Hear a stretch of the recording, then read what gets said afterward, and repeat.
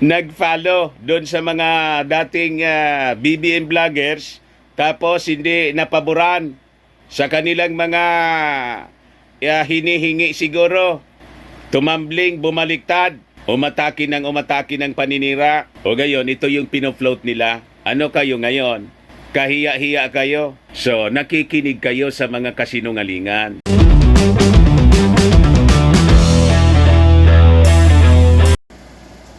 Ano niya, Mr. Maravillas, kamusta? Para niya nasa hotel ka? Hindi man po. Nasa kwarto namin ako. Linggo naman ngayon, kaya dito na lang muna tayo magpoprograma. Di ano niya, Mr. Maravillas, yung mga balita ngayon. Basag po, mga kababayan, yung mga nagpapalaganap ng fake news tungkol sa video ng ng ating Pangulong Bongbong Marcos daw. Ang bumasag po, mismong yung kanilang patron, si Maudix. Nagpa-press-con po si Maudix kahapon doon sa Davao para linawin po yung mga controversies, lalo na yung mga issue sa distab. Nag-deny po si Maudix na kinakausap niya yung mga generals. Sabi ko sa inyo, pati yung issue mga kababayan sa ICC, sabi ni Maudix, mga kababayan, wala man na dyan kinalaman si Marcos. Kita na ninyo. Di ano niya, Mr. Maravillas, ang basa mo, bakit biglang kambyo si Maudix? Sabi ko sa inyo, ang latay kasi po ng lahat ng propaganda laban kay Pangulong BBM ng kanya mga supporters po, lahat ang tama kay Inday.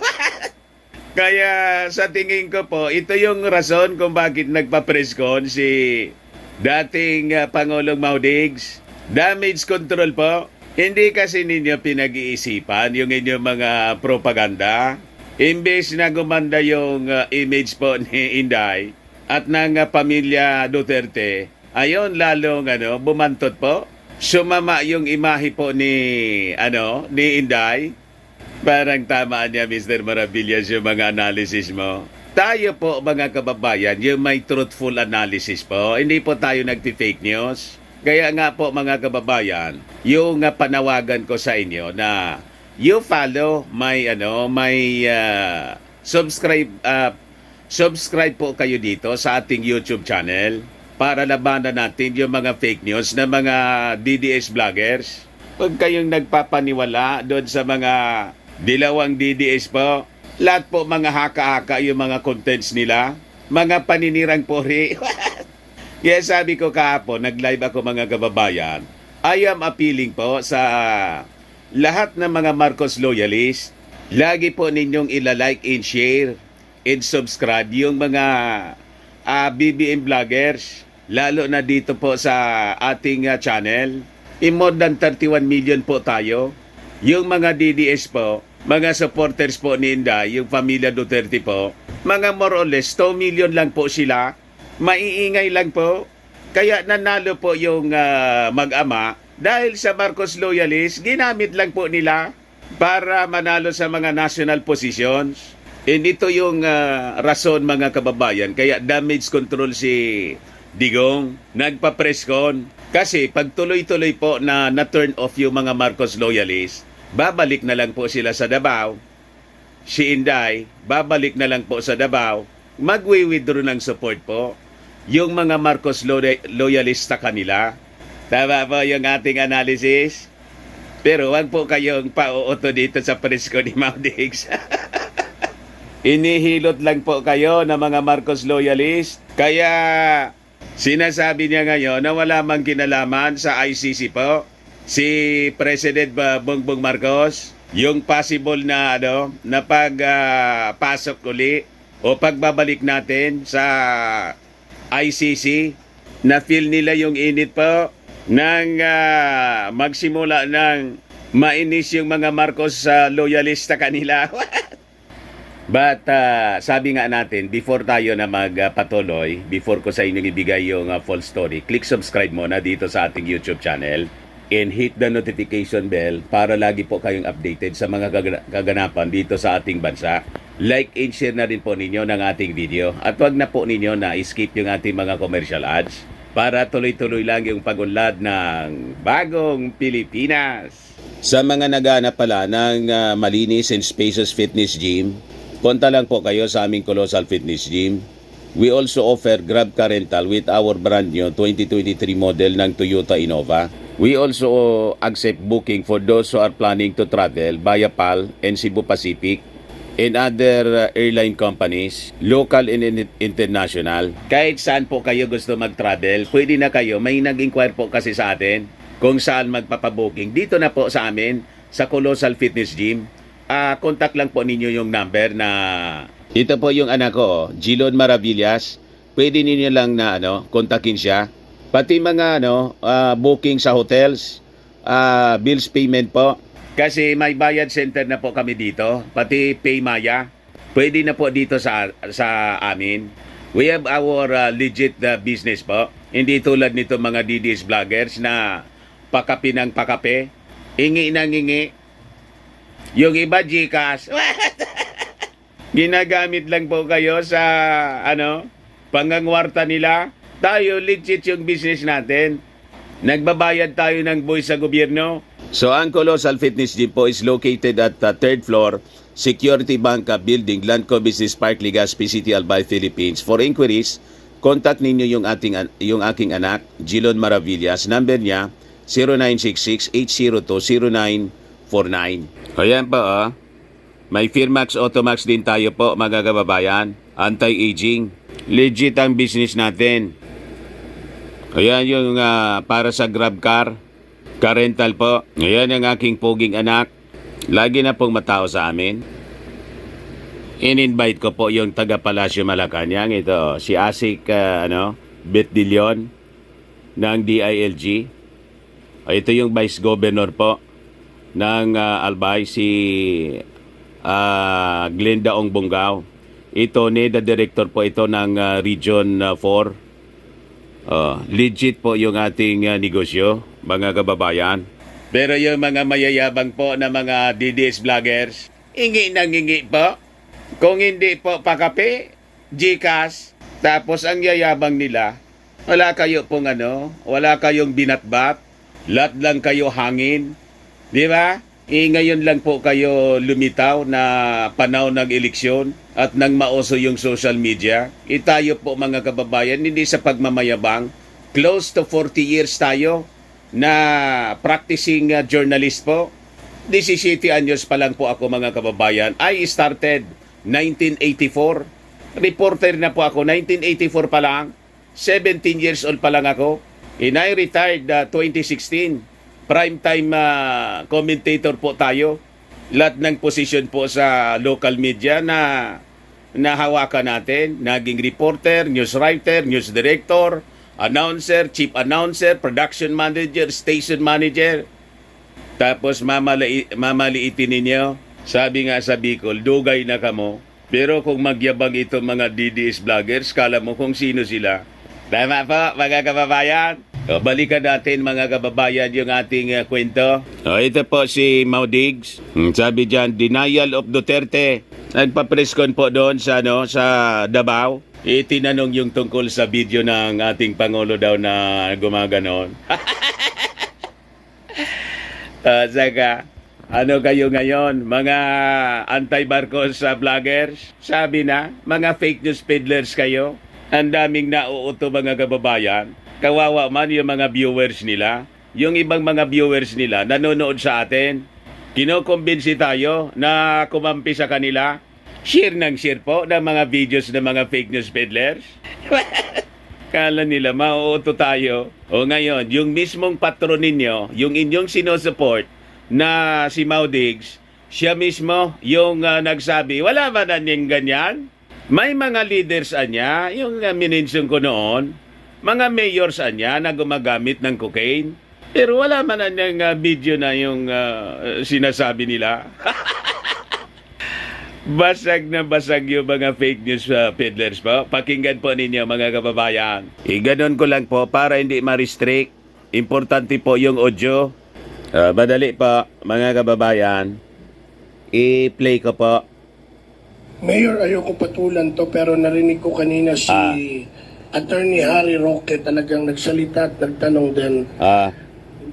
Vlogger Maharlika in social media is masyadong sikat ngayon yung sinabi niya. May video daw siya. Pinatulan ni Harry Kasi, Roque yung fake news.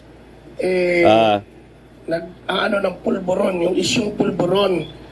And ang nagbibigay daw si Justice Secretary at ang bumibili ay si First Lady.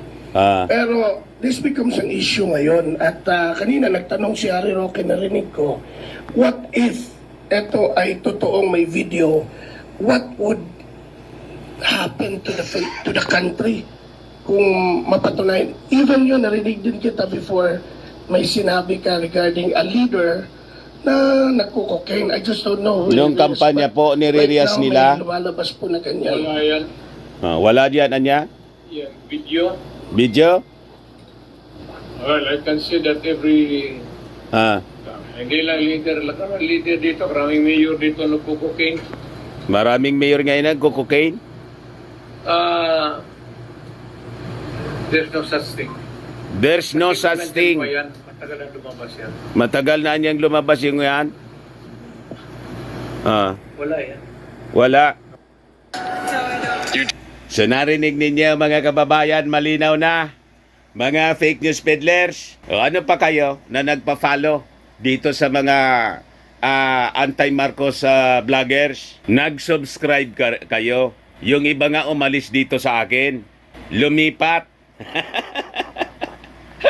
Nag-follow doon sa mga dating BBM vloggers, tapos hindi napaboran sa kanilang mga hinihingi siguro.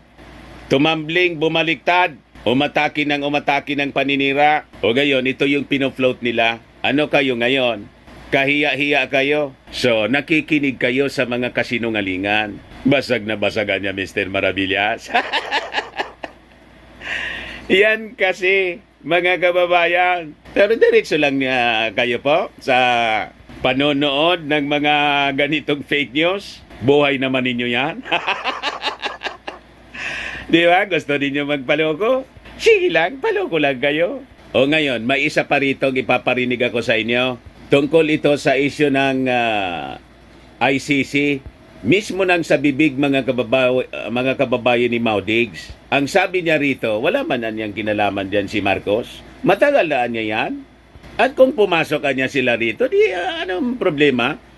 Matanda na niya ako? You see? At ito niya, ginawa ko para sa bayan. Kung malian niya, di okay niya. Pwede niya sa iba mali. Pwede naman sa iba niya tama. Sa akin niya, ginawa ko ito para sa bayan. Yung EJK na gustong imbestigahan po ng ICC. Ito po, mga kababayan. Ito yung ginawa sa hotel. Demsing Hotel. Galing sa video ni broadcaster Dennis Lasso. Para alam ninyo na authentic yung source natin. Ginawa ito kahapon, papress ko ni Maudigs. So iparinig ko sa inyo. Yan po. Let me be very clear on this. Marcos has nothing to do with the ICC. Marcos daw has nothing to do with the ICC. Interfering in our private affairs, in the sense that it intrudes into the sovereignty of the other nations. Marcos walang I'm not in any way dragging him into the picture. Wala. Matagal na yan ICC na yan. Matagal ng ICC na yan. So, walang kinalaman si Marcos. Nandiyan na yung ICC na yan. Or, wag na natin bigyan ng importansya yung ICC. Let me just address the Filipino people. For once. Narinig na po ninyo. mga DDS vloggers. Kayo man lang yung mga gumagawa, ang hilig ninyong gumawa ng istorya. Tinuturo ninyo yung ating Pangulong Bongbong Marcos na nasa likod ng ICC. Mismong yung patron ninyo nagsabi, matagal na niya yan, wala man na niyang kinalaman dyan si Marcos. Pero niya, Mr. Maravillas, parang tama yung analysis mo na damage control si Maudigs. Sa aking palagay po, sa aking pananaw, damage control siya kasi nagagalit na yung mga Marcos loyalists. Pag ang kanilang narrative of lies, propaganda ng kanilang mga fake news peddlers na mga vloggers ay magpapatuloy po, totally magwi-withdraw ng support yung mga Marcos loyalists sa kanila, sa kanilang mag-ama. Pag nag-withdraw po yung mga Marcos loyalists ng support sa kanila, sa mga Duterte po, talo si Inday. Hindi na niya magagamit yung mga Marcos loyalist po para manalo tulad ng nangyari po nang tumakbo si Inday sa pagka-vice presidente. Kasi po, sa katotohanan, Marcos loyalist po ang naglagay sa mga Duterte sa national positions.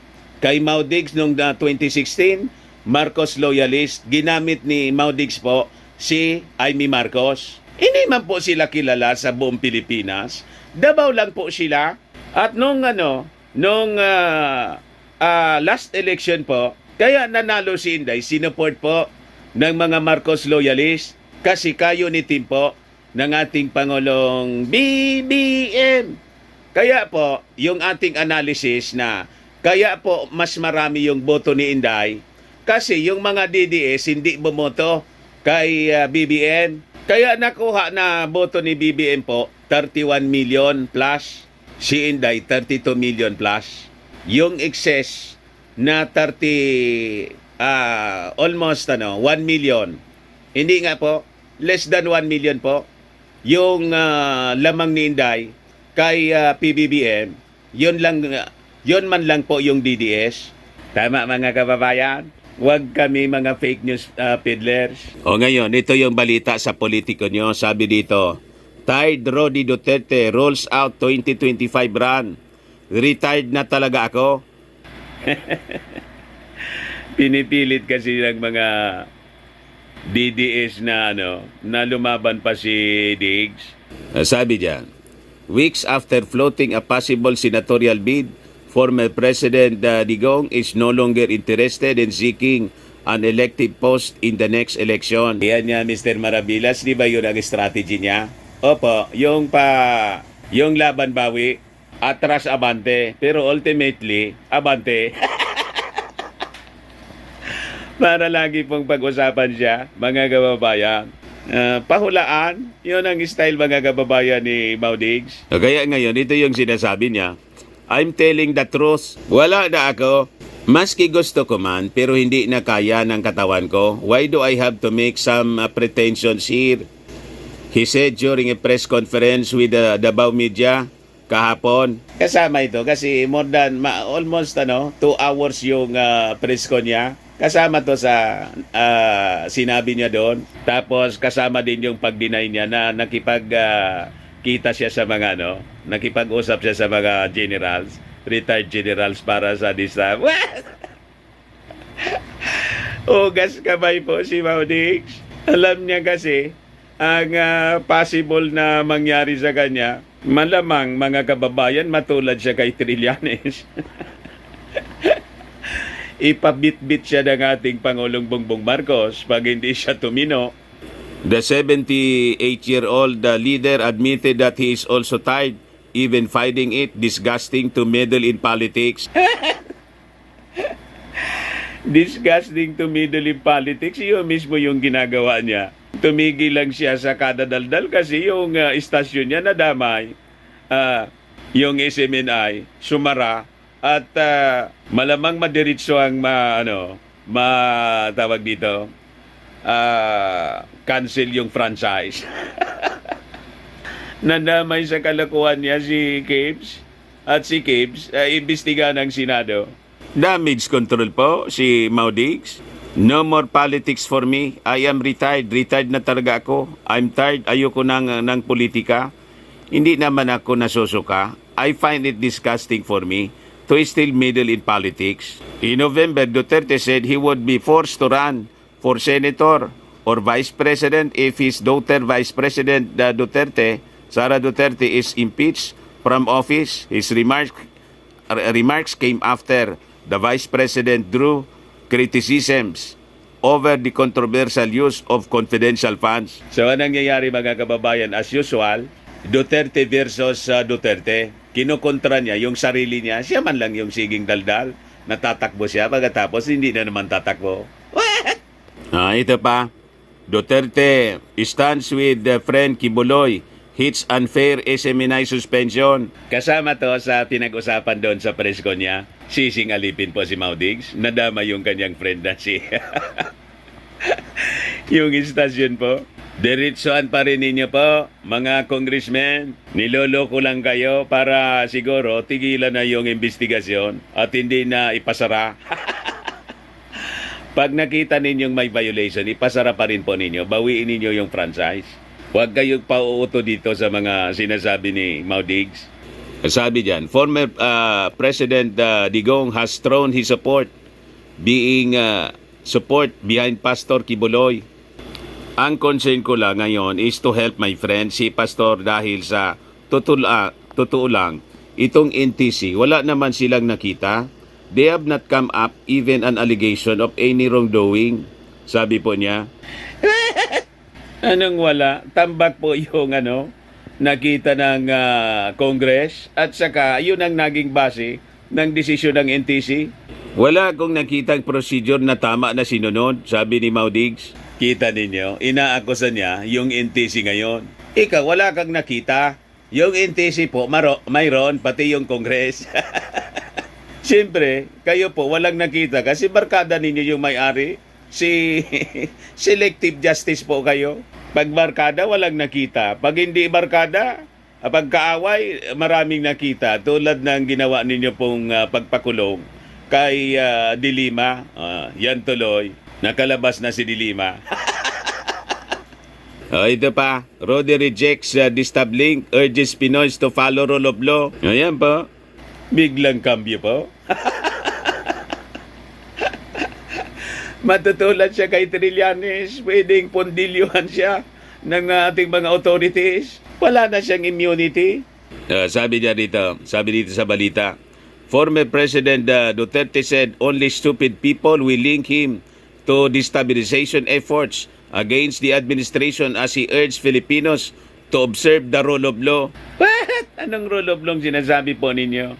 Kung rule of law, di dapat pumasok na yung ICC rito para may rule of law. Di ba? Kung rule of law, bakit nananawagan kayo na hindi na magbayad ng buwis? Civil disobedience? At ginatungan pa ninyo doon sa programa na sinuspindi ng MTRCB. Nanawagan kayo, di ba? Recorded yun eh. Nanawagan kayo sa military pagkatapos sa police na mag-intervene. Tapos ngayon, babaliktad kayo sa inyong kwento. Recorded yun lahat.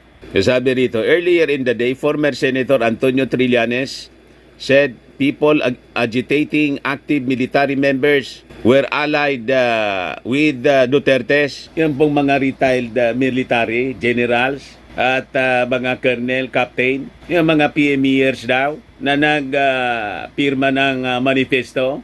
Lahat yun supporters ni Maudigs. Tapos hugas kamay kayo ngayon. So sabi niya, who in the right mind, police or military, will meet with me to talk about destabilization? Duterte said during a press briefing kahapon. Why should I do that, Anya? To find someone to replace Marcos? I am comfortable with Marcos. Why should I replace him?